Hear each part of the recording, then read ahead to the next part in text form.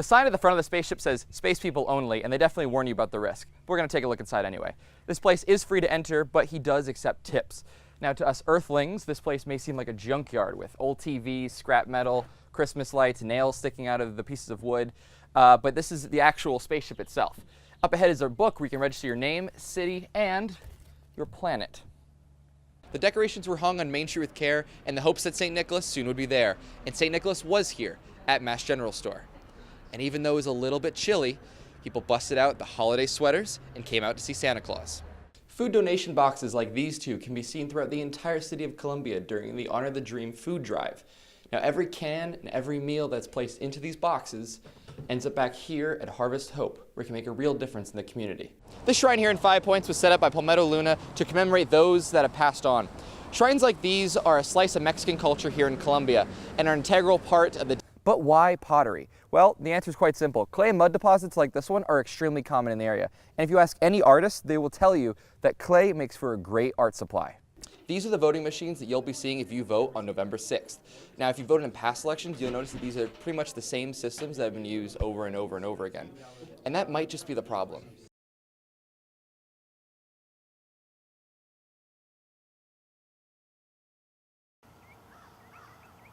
In the quiet town of Bowman, South Carolina, next to the Bowman Country Store, across from the Freemason Lodge, and right off the I-95 sits a little space oddity, the UFO Welcome Center.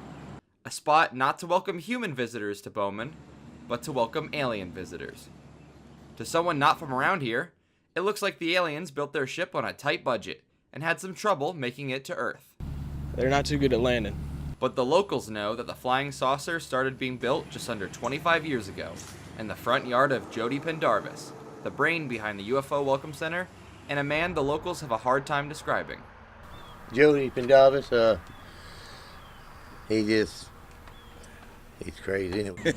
Yeah, he's up. I would mostly describe him as reclusive. I tried to reach out to Jody, but was unable to find him.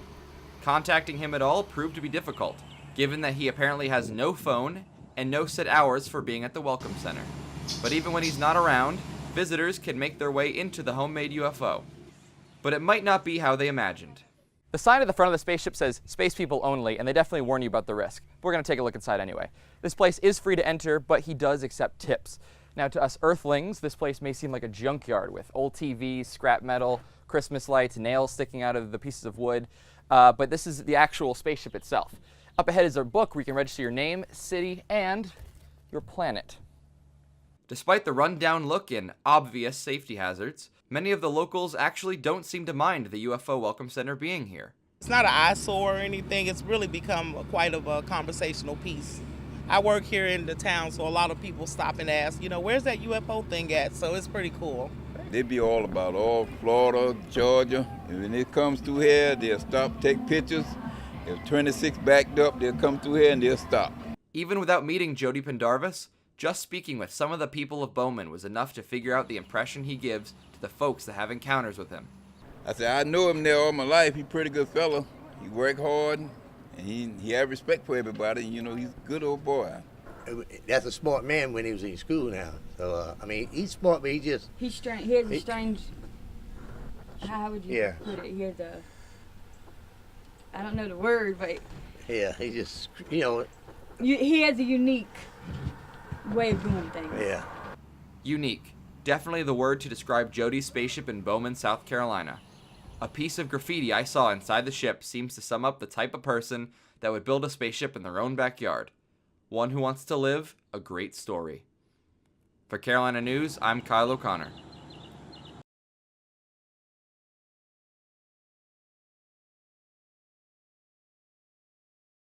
Dia de los Muertos, the Day of the Dead, a name that might send a shiver down your spine, but to the Hispanic community, it's a name that can bring smiles. It's a Memorial Day. It's like reliving history.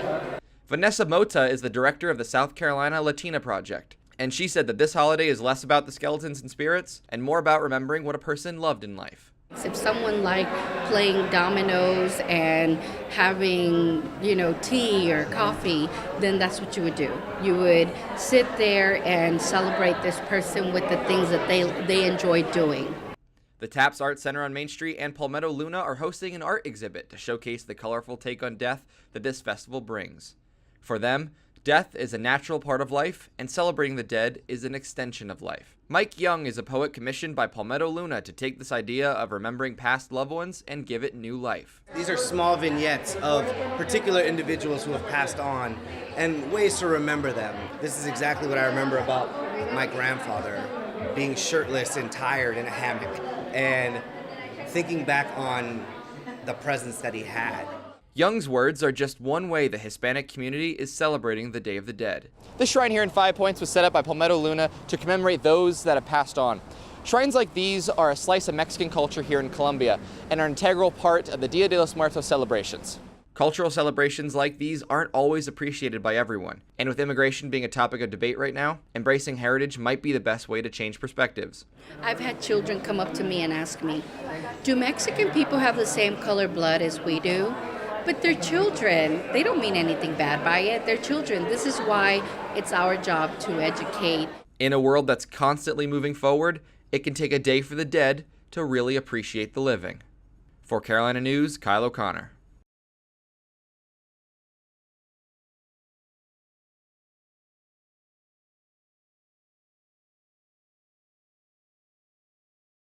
The Catawba Indian Nation stands as the only federally recognized native tribe in South Carolina, and it was thought that they'd been on these lands for quite a while. 6,000 years, to be more precise.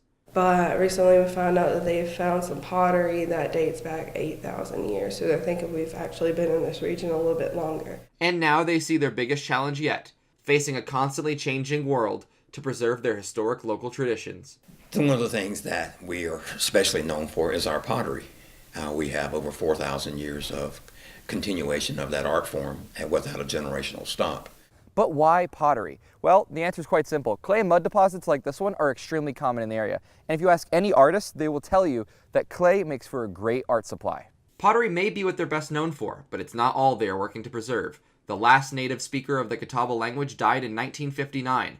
But thanks to recordings and studies of the language, speaking Catawba is making a comeback, being taught alongside English in their very own school. I think we're sort of, as I say, Renaissance, bringing it back. So there will come a time when, it will be first language brought back to be a second language. It's the federal government that gives money for programs like this one. Since Native people are a smaller population with historically low voter turnout, these programs are often at risk. So if they're looking to remove money to move it somewhere else, then Native people will be the first ones who will pay the price. Because, as I say, we are the low-hanging fruit. And the best way to help Native people is to start a conversation between all people, beginning with looking at the word used for natives, Indian. You had someone who was on his way to India, and he ran into some people and said, oh, I must be in India. Now then, let's tilt that about 6 degrees. If that history was, he was on his way to China, we would be Chinese today. So to actually have a name that does not belong to us, but yet is how we're referenced, in its way its first insult. And it hasn't let up since then. But despite all of these obstacles, Chief Harris says the work to preserve his people's history will never quit. For Carolina News, I'm Kyle O'Connor.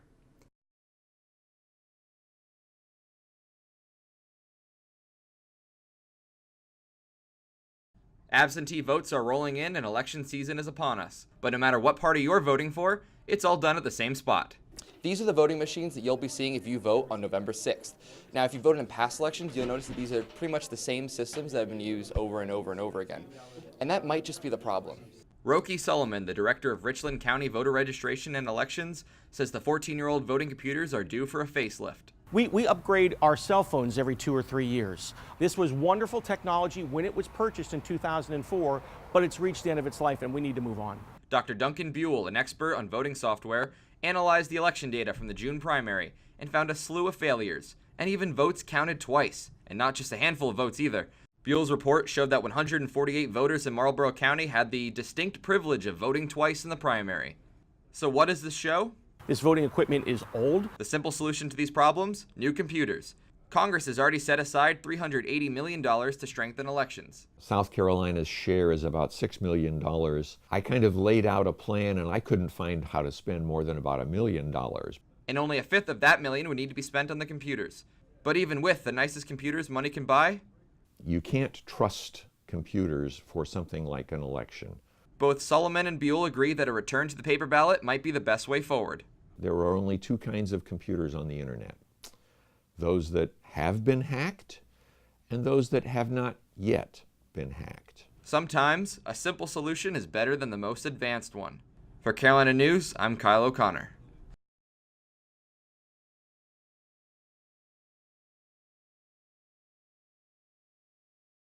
Stores are packed and mailrooms are busy as we move into the holiday season.